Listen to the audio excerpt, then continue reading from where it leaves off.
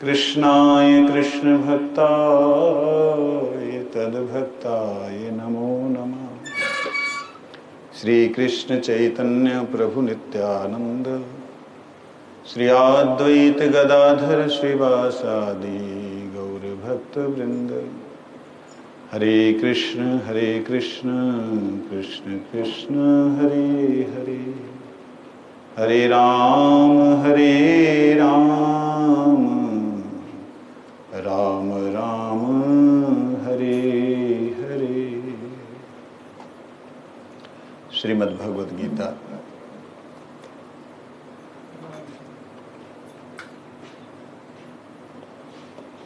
हमने 13वें अध्याय का 30वां श्लोक पढ़ना था।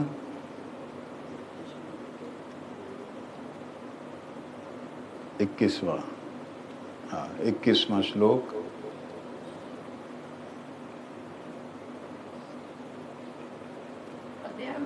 तेरह अध्याय। जो अंदर आ सकता अंदर आ जाए।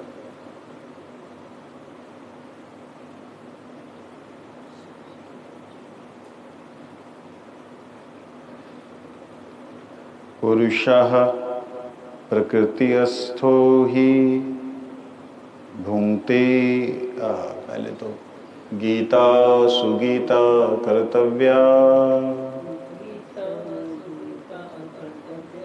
किमन्य शास्त्र विस्तरै या स्वयं पद्मनाभस्य। बोलिए, या स्वयं पद्मनाभस्य मुखपद्मात् विनिसृता। सर्व उपनिषदो गावो दुग्धा गोपाल नंदना। पार्थो वत्स सुधीर भोक्ता दुग्धं गीतामृतं महा। एकं शास्त्रं देवकी पुत्र गीतम् एको देवो देवकी पुत्र एव। एको मन्त्रस्तस्य नामानि यानि कर्मप्य एकं तस्य देवस्य सेवा।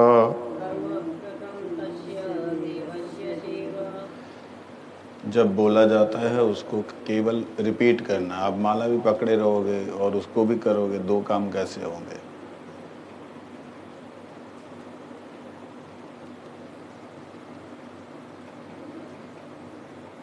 पुरुषः प्रकृतिस्थो हि। क्या हुआ? 21वां श्लोक 13वें अध्याय का।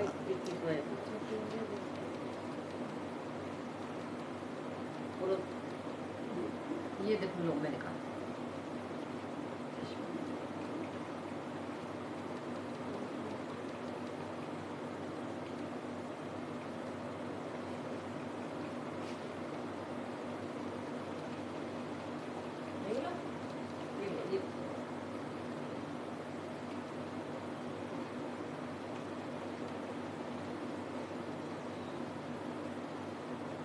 ठीक है, चलें। पुरुषः प्रकृतिस्थो हि भुंक्ते प्रकृति जनान् गुणान्। प्रकृति जान गुणान्। कारणं गुणसंगोऽस्य सदा सदयोनि जन्मसु उपद्रष्टानुमन्ता च सानुमन्ता च भर्ता भोक्ता महेश्वरः कर्ता भोक्ता महेश्वरः परमाप्नेति चायुक्तो चाप्युक्तो देहे अस्मिन् पुरुषः परः देहे अस्मिन् पुरुषः परः य एवं वेत्ति पुरुषं एवं वेत्ति पुरुषं प्रकृतिं च गुणैः सह प्रकृतिं च गुणैः सह सर्वथा वर्तमानोऽपि सर्वथा वर्तमानोऽपि न स भूयो अभिजायते न स भूयो विजायते ध्यानेन आत्मनि पश्यन्ति ध्यानेन आत्मनि पश्यन्ति केचित् आत्मानम् आत्मनः केचित् आत्मनः आत्मनः अन्ये सांख्येन योगेन अन्ये साङ्ख्येन योगेन कर्मयोगेन चापरे कर्मयोगेन च पापरे अन्यत्वेवं जानन्त अन्यत्वेवं जानन्त श्रुत्वा अन्येभ्योपास्यते ते अपि चातितरन्त्यैव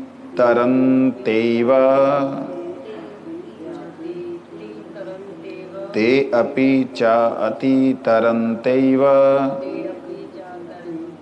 तरन्त्यैव मृत्युं श्रुतिपरायणः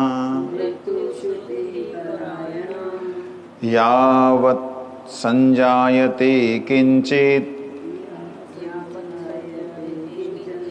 सत्वं स्थावरजङ्गमम् क्षेत्रसंयोगात्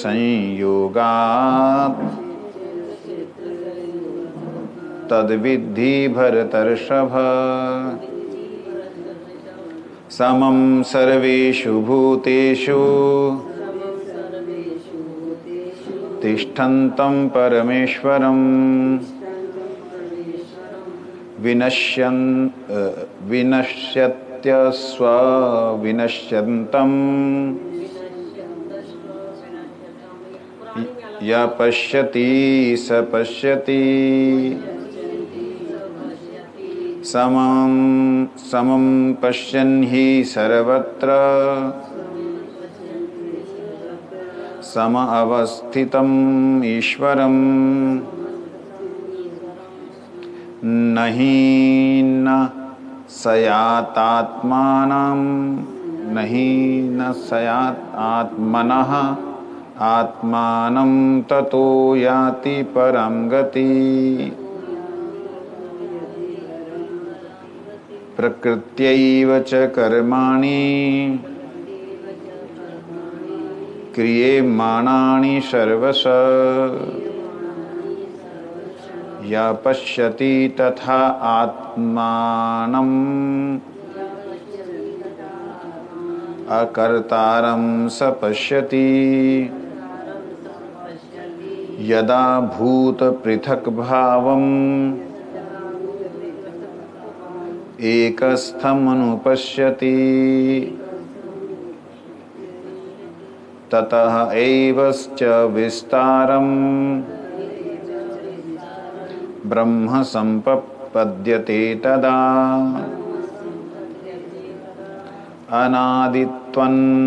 अनादित्वान् निर्गुणत्वा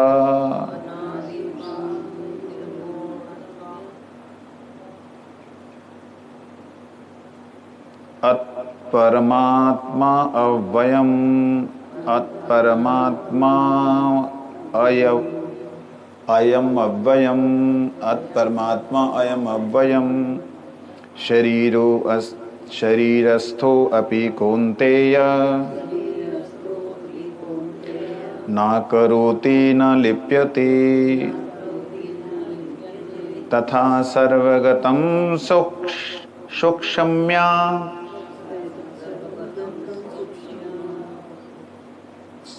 तथा सर्वगतं सूक्ष्म्यात् आकाशं नोपलिप्यते। सर्वत्र अवस्थितो देहे तथा आत्मा न लिप्यते। यथा प्रकाशत्येकः कृश्चनं लोकम् इमं रवि। क्षेत्रं क्षेत्री तथा कृश्चनं प्रकाशयति भारत। क्षेत्रं क्षेत्रज्ञयोरेवम् अंतरं ज्ञानचक्षुषा। भूत प्रकृति मोक्षं च ये विदुर्यान्ति ते परम्।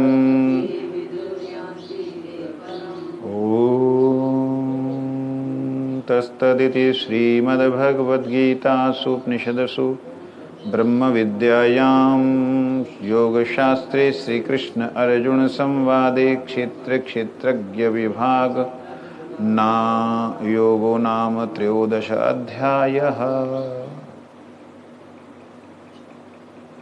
कल 14वां अध्याय शुरू होगा।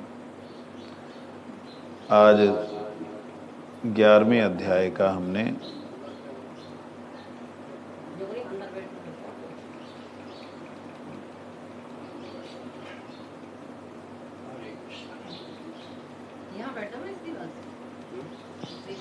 वो थोड़ा और उधर कर दो उसको, थोड़ा सा उसको और उधर कर दो। गुरुजी का जो चेयर है ना उसको आगे कर दो।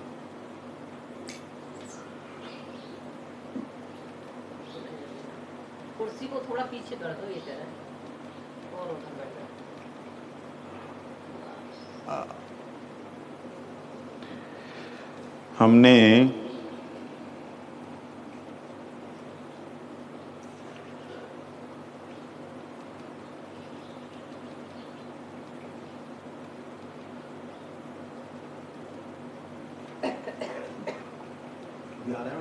ग्यारह समाप्त हो गया था, 11 समाप्त कर दिया था।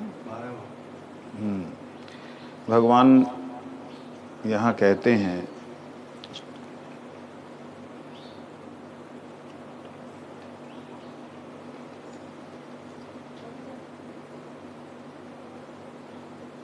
हरे कृष्ण हरे कृष्ण हरे कृष्ण। बस ठीक है। हरि बोल।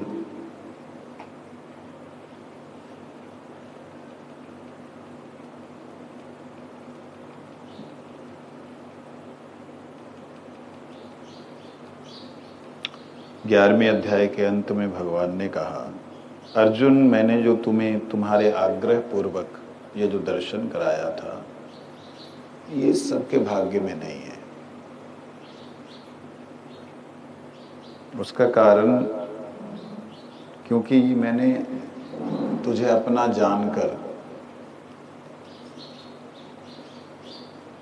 जो अपनी शक्ति का प्रभाव है वो दिखलाया। ना ये वेदों के अध्ययन से जाना जाता है, ना दान देने से जाना जाता है, ना कोई भी क्रिया। ये जो पुरुष, ये जो मैंने स्वरूप दिखलाया,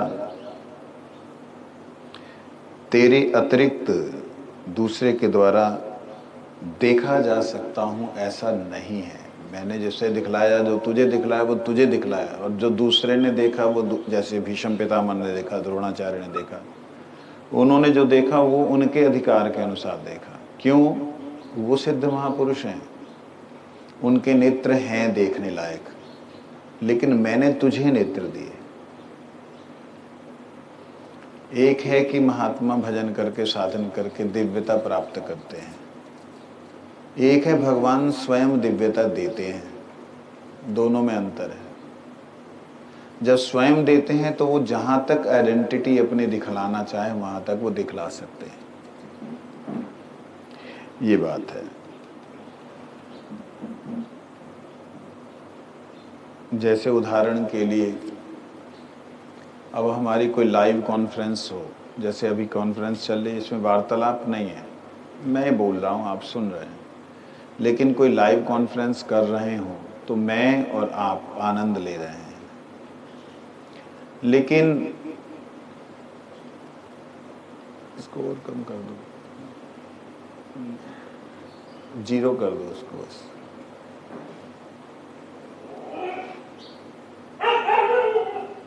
कर दो, बस ठीक है, 0 कर दो बस। हाँ, हरि बोल। लेकिन हाँ सही है, लेकिन इसमें समझने वाली बात है कि भगवान जहाँ पे स्वयं का दर्शन करवा रहे हैं और एक है कोई साधक दर्शन कर रहा है। जैसे मैं आप लोगों के साथ लाइव कन्वर्सेशन कर रहा हूँ, बातचीत कर रहा हूँ, तो उसमें आप लोगों को जो अनुभव हो रहा है वो अनुभव, अंदर बैठ जाओ, जब पीछे बैठ जाओ उधर कुर्सी लगा के जिससे दिखाई दे। ऐसे टेढ़े हो गए तो गर्दन टेढ़ी हो जाएगी, ये कुछ नहीं। उधर बीच में बैठ जमीन जाओ। में बैठ सकते थे, हाँ।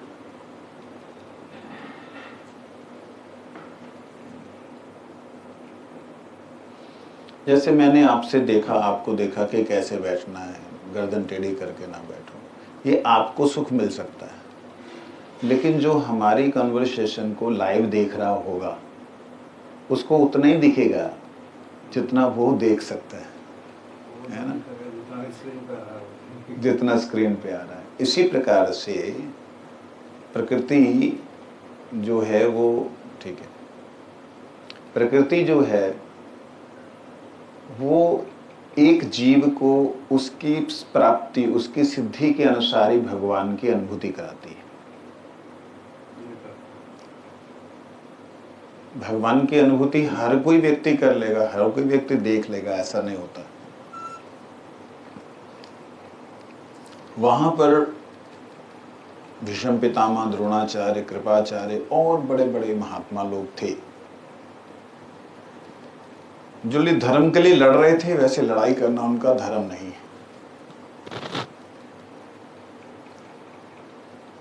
उन्होंने जो कुछ देखा, कईयों ने केवल तेज देखा, कईयों ने केवल प्रकाश देखा, कईयों ने देखा अर्जुन को कुछ समझा रहे हैं, अर्जुन नीचे बैठ गया है। तो इस प्रकार से अलग अलग व्यक्ति ने अलग अलग देखा। यहां भगवान अर्जुन को कहते हैं, ना वेद यज्ञात् अध्ययनेन दानेर ना च क्रियाभिर्न तपोभिरुग्रै एवं रूपम शक्य अहम नृलोके दृष्टुम त्वदन्ये कुरु प्रवीर। कहते अर्जुन, मनुष्य लोक में इस प्रकार विश्व रूप वाला मैं ना वेद और यज्ञों के अध्ययन से, ना दान से, ना क्रिया से, ना उग्र तपों से, तेरे अतिरिक्त दूसरे के द्वारा देखा नहीं जा सकता। मतलब मैं देखा नहीं गया, तूने मेरे को देखा है। मैं तो सोचा आज लोग ज्यादा नहीं होंगे, इसलिए मैं अंदर आ गया। माम ते व्यथा माम च विमूढ़ भावो दृष्ट्वा पूर्वम घोरम इड्यम ईदृढ़म मेदम ममेदम व्यपीतभि प्रीत मनः पुनस्त्वं तदेव में रूपम इदम प्रपश्य। इस प्रकार इस विकराल रूप को देखकर तुझको व्याकुलता नहीं होनी चाहिए। तू व्याकुल हो रहा है मेरे इस रूप को देख करके, तो ये व्याकुल नहीं होना चाहिए। क्योंकि कई बार क्या होता है, अपने साथ में रहने वाला मित्र भी घबरा जाता है।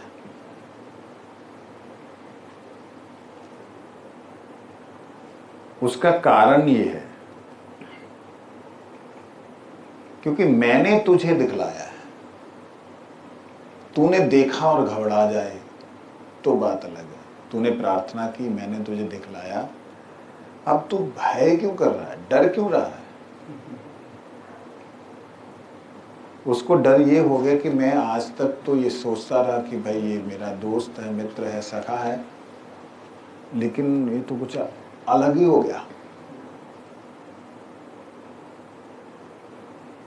तब अर्जुन ने प्रार्थना की कि प्रभु मैं डर इसलिए रहा हूं कि जो आपका स्वरूप है आप उस स्वरूप में आइए। फिर भगवान चतुर्भुज रूप से आ गए। तब भी उसको लगा कि नहीं, इससे मेरा वार्तालाप प्रेम नहीं हो सकता। जो मेरा वार्तालाप प्रेम प्रभु के उस स्वरूप से था जो रूप से मेरे सखा के रूप में थे। तब उसने प्रार्थना की, अर्जुन ने, दृष्ट्वमेवं मानुषम रूपम तब सौम्यम जनार्दनम इदानी अस्मिन् संवृत्य सचेता प्रकृतिम गतः। आपके इस शांत मनुष्य रूप को देखकर अब मैं स्थिर हुआ।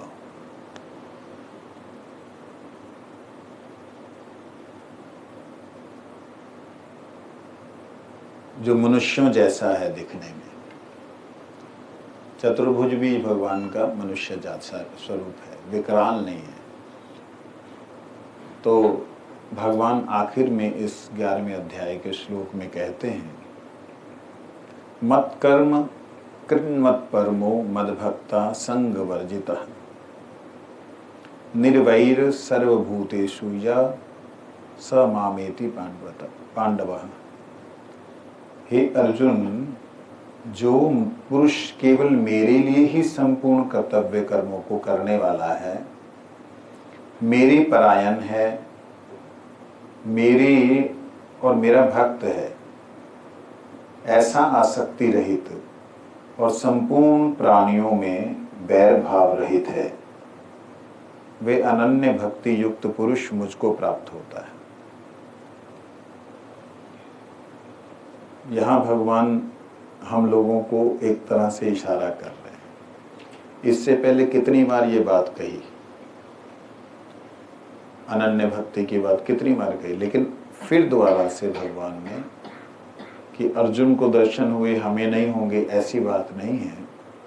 हम चाहें हमें भी हो सकते हैं, परंतु अनन्य भक्ति से जो मेरा भजन करता है, निर्वैर होकर के सारे जीवों के प्रति, हम लोगों का किसी न किसी के प्रति वैर रहता ही है, सभी जीवों के प्रति निर्वैर होकर, सद्बुद्धि युक्त होकर के, संग वर्जित बहुत बार आया शब्द। संग वर्जित का मतलब हमने बड़ी बार चिंतन भी किया, ये शरीर का संग भी वर्जन करने वाला है। ये बार बार इस बात को भगवान ने कहा है, तो इसको अभ्यास भी करना चाहिए। किया कभी आपने? तो किया। शरीर का संग भी वर्जन करना चाहिए, इसको भी वर्जित करना चाहिए, छोड़ना चाहिए। पैर को इधर उधर कर सकते हो, चिंता नहीं करो। हाँ, बाद में उठ ही ना पाओ। संग वर्जन, शरीर का संग वर्जन कर दो, भूल जाओ कि शरीर भी है। ऐसे कैसे हो सकता है? ऐसे होता है, हर रोज होता है। ऐसे होता है उस समय जब आप किसी ख्याल में खोए होते हो, ऐसे होता है उस समय जब आप कहीं सोए हुए होते हो। हर रोज होता है, आपको नहीं पता लगता शरीर कहाँ है। शरीर संग वर्जन जागृत अवस्था में करना ही वास्तविकता में संग वर्जन है। शरीर संग वर्जन का अर्थ, मतलब संग वर्जन का अर्थ मन का भी।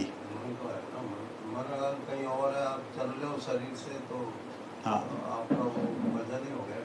तो ये शरीर जो है इसका संग वर्जन, फिर मन जो है उसका संग वर्जन। मन से संबंधित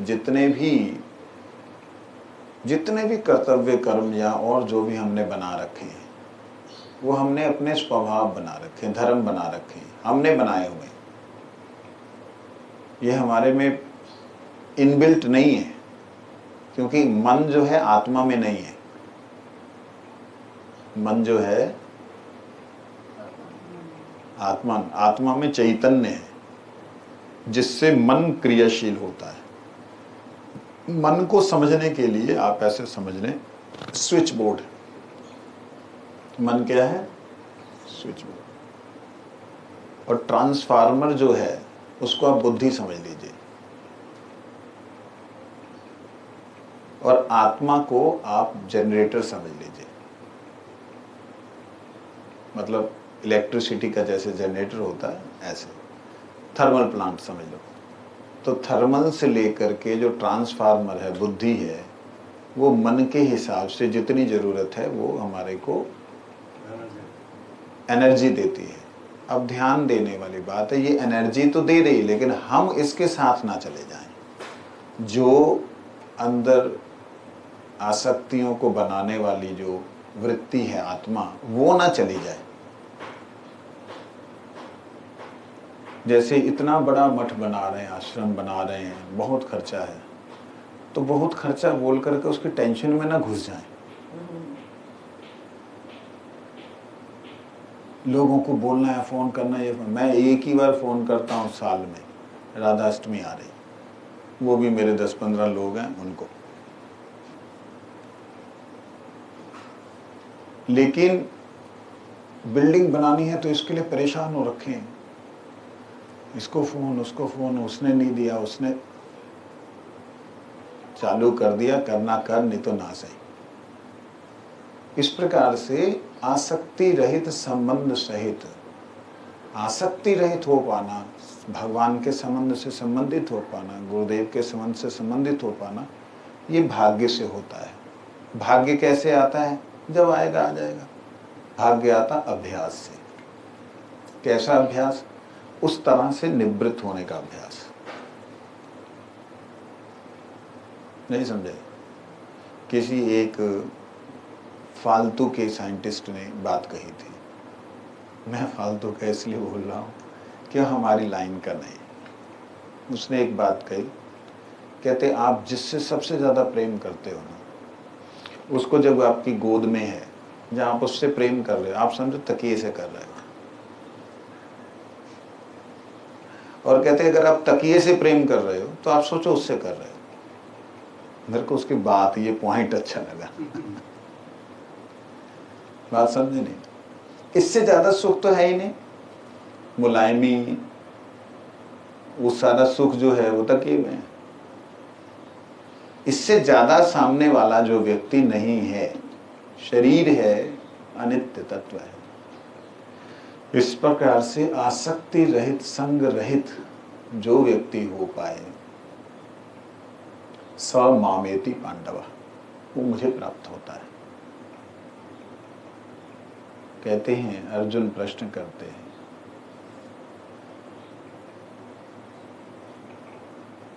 कि प्रभु मेरे को ये बताओ, आपका भजन करने वाले 2 प्रकार के लोग हैं, कौन कौन से हैं? एवं सतत युक्ता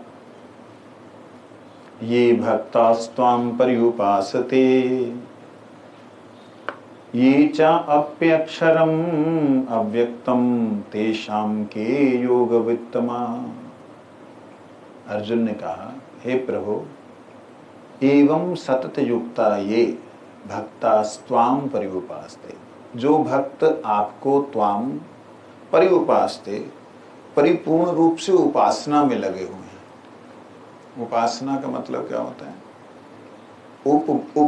उप शब्द का मतलब होता है नजदीक, और आसना, जिसका आसन भगवान के नजदीक लग गया, जो भगवान के नजदीक पहुंच गए, ये उपासना।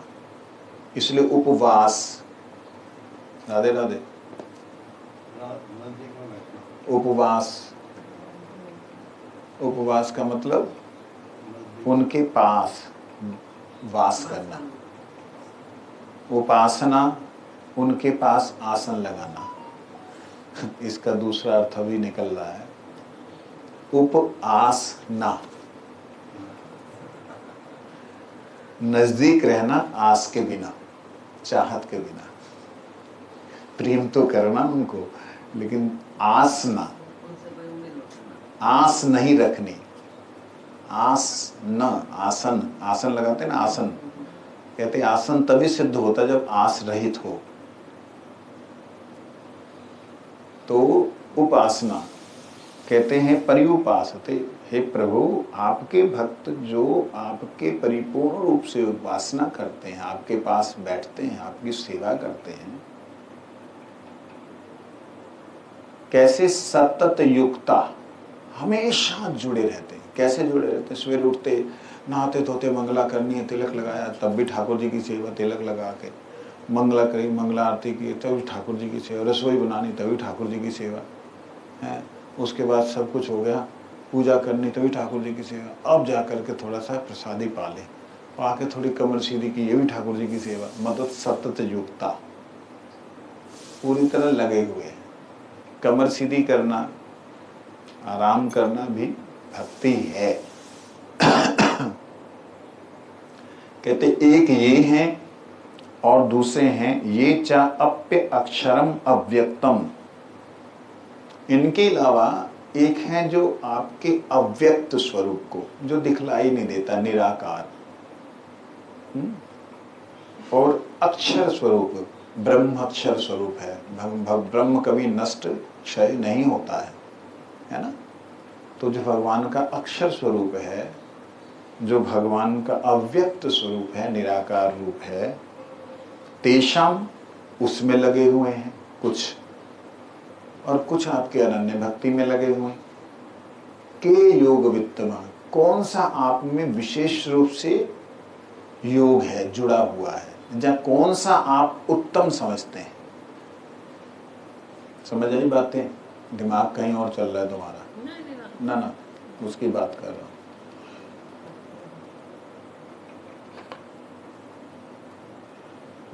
इतनी सरल भाषा में तुम्हें दुनिया में ना कोई सिखा रहा, फिर भी अगर दिमाग कहीं और रखोगे तो मिल लिए परमात्मा। भगवान कहते हैं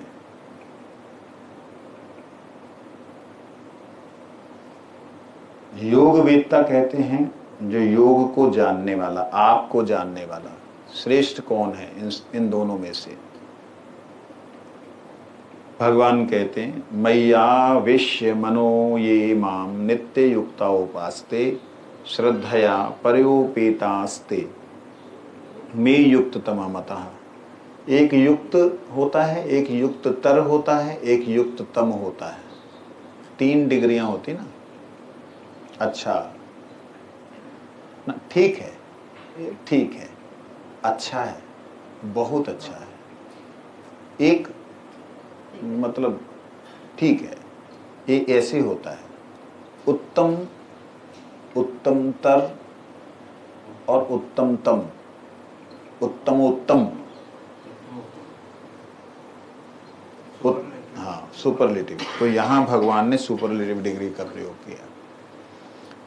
ये श्लोक हम लोगों को, अगर हम भगवान के प्रिय बनना चाहते हैं, और भगवान जिन्हें कहते हैं कि ऐसा, तो उसके लिए भगवान कहते हैं मय्यावेश्य, मेरे आवेश में, मनो ये, अपने मन को मेरे आवेश में जो लोग रखते हुए नित्य युक्त उपासते, मतलब नित्य युक्त हो करके, मेरे से जुड़े हो करके उपासना करते हैं।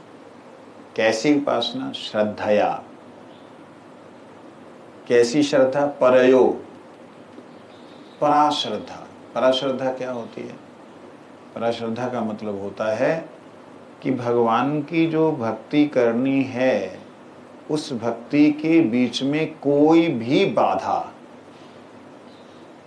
वो बाधा मेरे शरीर की हो, मेरे मन की हो, या इसकी सारी सुविधाओं की हो, कोई भी बाधा उसमें मुझे रोक नहीं सकती, नहीं रोक सकते।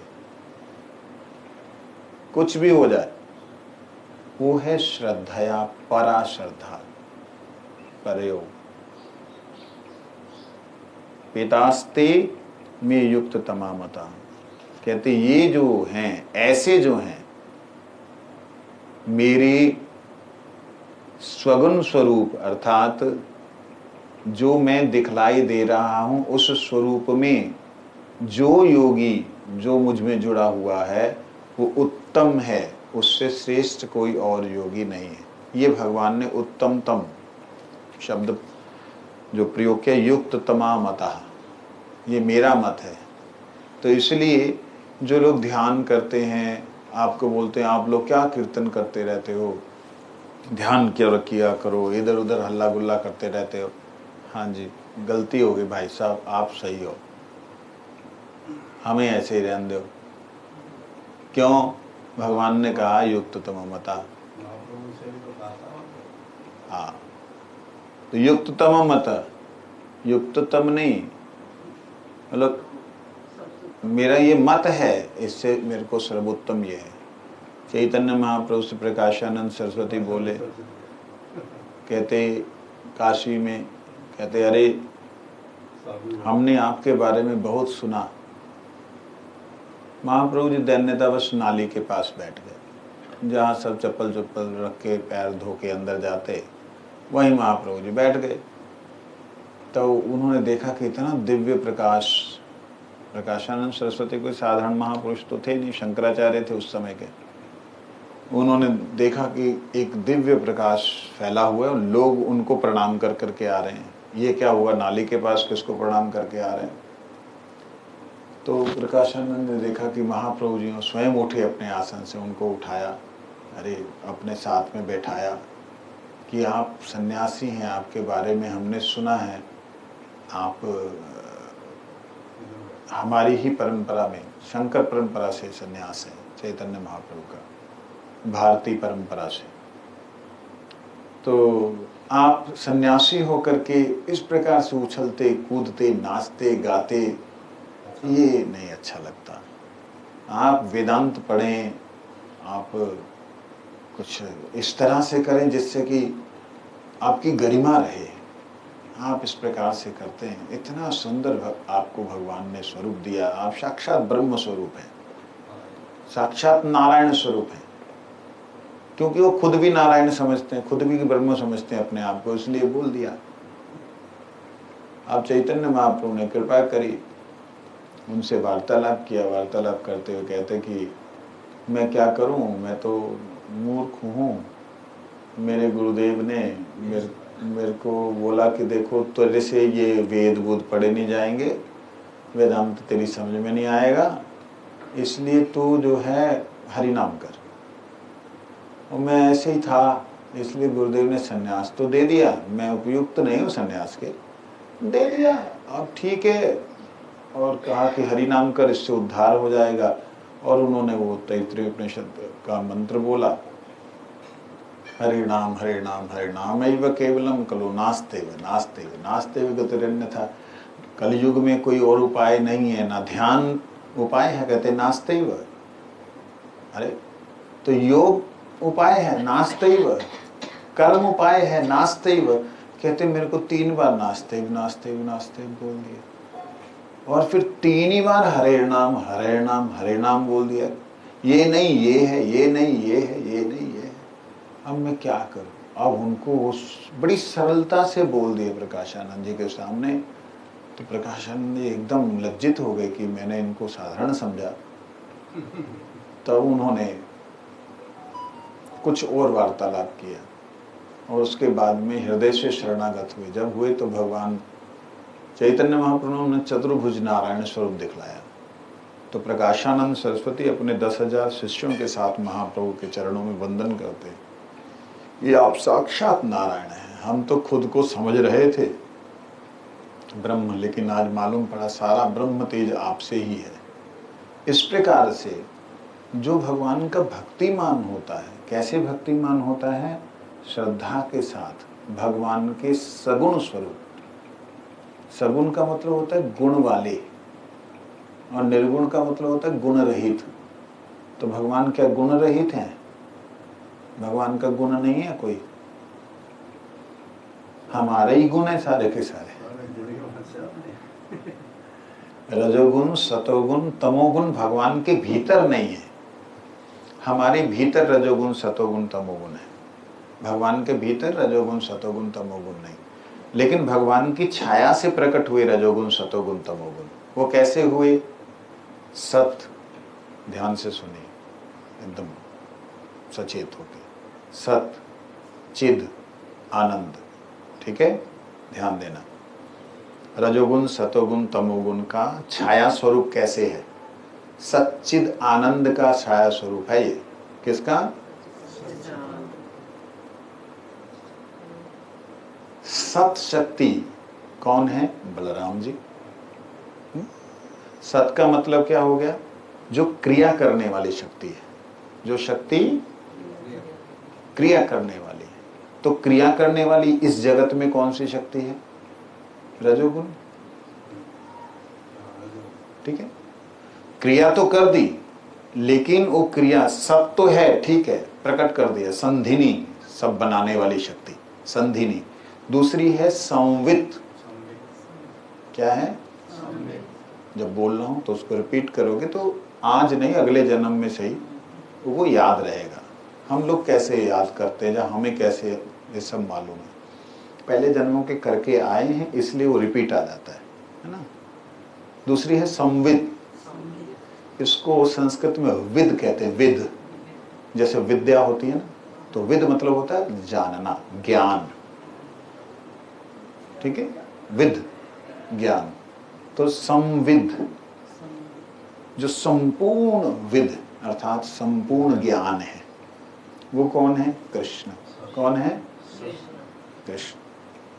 ना संविद और संधिनी। संधिनी शक्ति जो है वो है सत।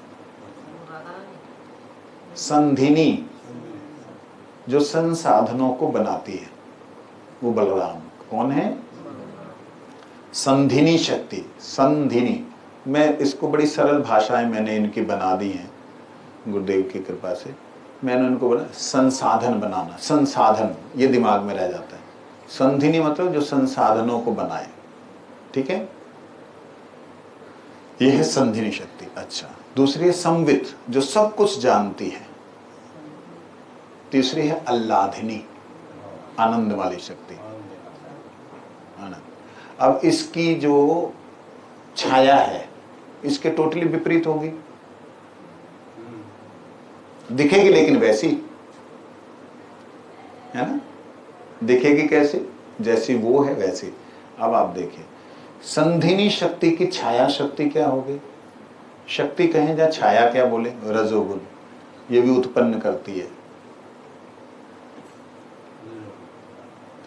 और संवित शक्ति, ज्ञान शक्ति, कृष्ण जो है, उसकी छाया शक्ति क्या हो गई? सतोगुण, जो कि सबको सस्टेन करता है, टिका के रखता है। लेकिन बहुत उत्पात हो जाए तो सबको नाश करके, सारे अज्ञान को नाश करके जो आनंद में ले जाता है, वो क्या है? तब अब देखो कैसे ब्रह्मा विष्णु महेश, रजोगुण सतोगुण तमोगुण। शिव जी हमेशा आनंद में रहते हैं कि नहीं? ठीक है, कैसे वो महाप्रलय में भी नृत्य कर रहे होते हैं आनंद में। क्यों? कि मैं इनका सब कुछ फचर फचर कर दिया, अब इनको आनंद ही आनंद है, चलो मुक्त हो जाओ। उनके कर्मों का बंधन कुछ समय के लिए समाप्त हो जाता है, लेकिन वो इम्प्रेशंस रहते हैं, संचित रहते हैं, तो फिर दोबारा उनको जन्म लेना पड़ता है। इस प्रकार से छाया के रूप में ये है ना। छाया वयस्य बिभर्ति दुर्गा। ये दुर्गा जी भगवान की छाया है। किसकी?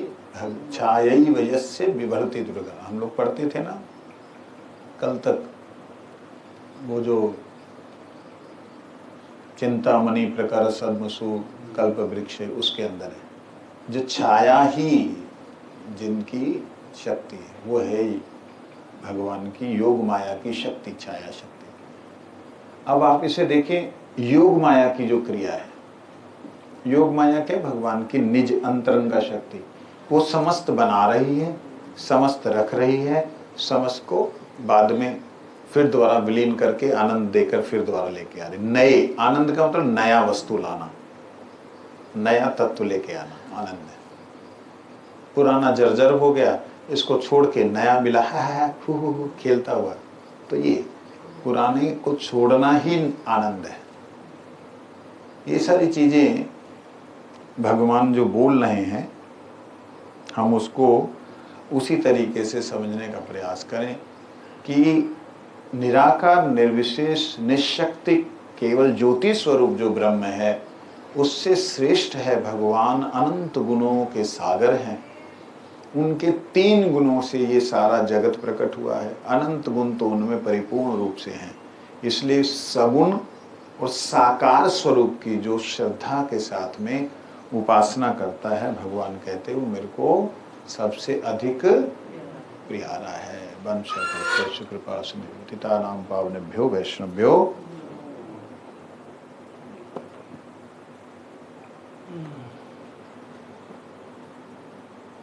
हरि हरि नाम कृष्ण यादवाय नमः, यादवाय माधवाय केशवाय नमः।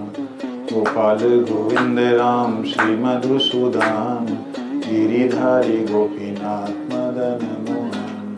श्री चैतन्य नित्यानंद श्री अद्वैत सीता, हरि गुरु वैष्णव भागवत गीता। जय रूप सनातन भट्ट रघुनाथ, श्री जीव गोपाल भट्ट दास।